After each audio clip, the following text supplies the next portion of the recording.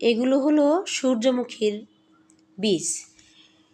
সূর্যমুখী ফুলের যে চাক হয় অনেকটাই দেখতে মৌমাছির চাকের মতো, যে চাক থেকে মৌমাছির মধু সংগ্রহ করা হয় সেই চাকের মতো দেখতে। এই চাক থেকে আমি বীজগুলোকে ছাড়িয়ে নিলাম। তা ঝনঝন করতেছে। 2 দিন ধরে আমি রোদে শুকিয়েছি, তারপর আবার বৃষ্টিতে ভিজে গেছিল, তারপর আবার 4-5 দিন শুকিয়েছি। শুকানোর পরে এগুলো আজকে পুরোপুরিভাবে শুকিয়েছে, পরে থেকে ছাড়িয়ে নিলাম। এগুলোকে এখন আমি ভাজবো, কারণ এগুলার ভিতরে নাকি দানা আছে যেগুলো থেকে তেল বের হয়, সানফ্লাওয়ার অয়েল হয় এই দানা থেকে বা এই বীজ থেকে। তো আমরা যেহেতু অল্প এনেছি, ভাবছি যে ভিতর থেকে দানাটা বের করে খাবো। এটা নাকি খেতে দুর্দান্ত লাগে, অনেকটাই কাজু বাদামের মতো।